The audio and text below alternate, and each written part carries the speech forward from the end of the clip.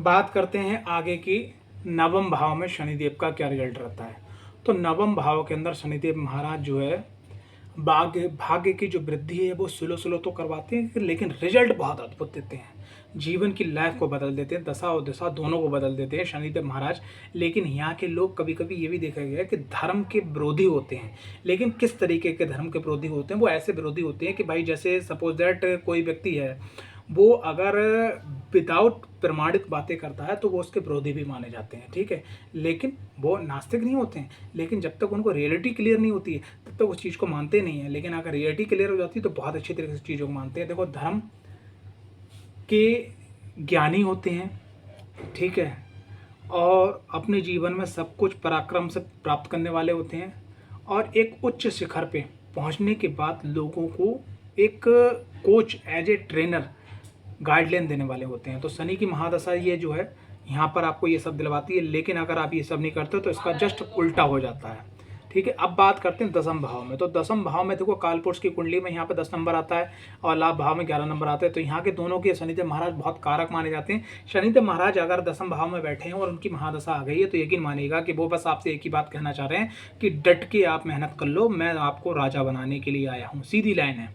तो अगर आप यहाँ पर शनिदेव महाराज को आप एक्टिवेट करना चाहते हैं, पॉजिटिव एक्टिव, तो आपको क्या करना है, डट के आपने मेहनत करना है, दबा के मेहनत करना है, ठीक है।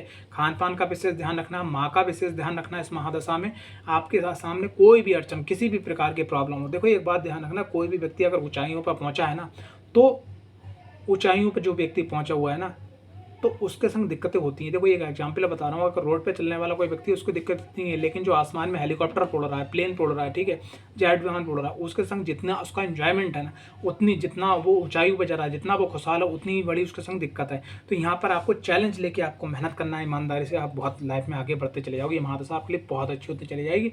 बस आपने इसे क्या करना है कि हर साल शनि जयंती पे अपने स्टाफ को, अपने परिवार को, सब लोगों को इकट्ठा करके और एक बड़ा सा शनिदेव महाराज का भंडारा करना, उस भंडारे में कुछ पैसा और इकट्ठा करना है, और आने वाले सही मुहूर्त पर लोगों की, जो लड़कियां होती हैं, खास करके जो लड़कियां जिनकी शादी नहीं हो पा रही, गरीब तबके के लोग हैं, उनकी मदद करके आपको शादी कर दवा देना है। बस इतना काम करना है, बहुत अच्छा हो जाएगा। अगर आप इतना नहीं कर सकते हैं तो जैसा जैसा जैसा हो सके वैसा वैसा आप करते चले जाइएगा। लाभ भाव में शनिदेव महाराज की क्या कहना है भाई, लाभ भाव में, लेकिन लाभ भाव का बस एक ही कमी है कि यहाँ से दृष्टि, तीसरी दृष्टि यहाँ पर पड़ती है, कहाँ पर, आपके लगन पे। लाभ भाव में अगर शनिदेव महाराज है, सबसे पहली चीज शनिदेव की महादशा है तो आप अपनी गाड़ी को बहुत तेज करना चलाएं, क्योंकि पैरों में दिक्कत बहुत बड़ी होने की भी, टूटने के भी चांसेस रहते हैं। नंबर 2, आपने शनिदेव महाराज अगर लाभ भाव में है तो आपने क्या करना है कि प्रत्येक शनिवार को आपको मजदूर तबके के लोग, जो रोगी लोग हैं, जो बीमार लोग हैं, जिनके हाथ पांव टूटे हुए हैं, जो विकलांग हैं, जो अंधे हैं, जो कोढ़ी हैं, जो पाइज हैं, इन सब लोगों की आपने मदद करना है। एक अपना फंड जनरेट कर लीजिए, बस इतना मात्र करते चले जाइए, मेहनत करते चले जाइएगा, संतान का ध्यान रखते चले जाइएगा, पत्नी का और माँ का ध्यान रखते चले जाइए, सब कुछ अच्छा होता चले जाएगा। 12वें घर के शनिदेव महाराज जो हैं क्या देते हैं, देखो 12वें घर में 2 प्रकार की एनर्जी आती है। अगर 12वें घर के शनिदेव महाराज अच्छे हो गए तो विदेश से आपको संबंध, विदेश में मकान, कोठियाँ, ठीक है, आपका व्यापार बहुत ऊंचाई पे जाएगा, आपकी नौकरी बहुत अच्छी जाएगी, और आपको जो है बाहर के लोग बहुत ज़्यादा अप्रिशिएट करेंगे। और उसके संग संग क्या है कि आपके जीवन का हर एंजॉयमेंट लाभ आपको यहाँ पे मिलेगा। ये तो पॉजिटिव वे होगी। अगर नेगेटिव वे की बात करें तो लंबा कोर्ट कचहरी, रोग, ऋण, शत्रु, प्रेत बाधा, भूत बाधा, ठीक है, लड़ाई झगड़े, हॉस्पिटल, दवाइयाँ, ये सब एक्टिवेट। अब आपको कौन सा एक्टिवेट करना है वो आप समझ सकते हो।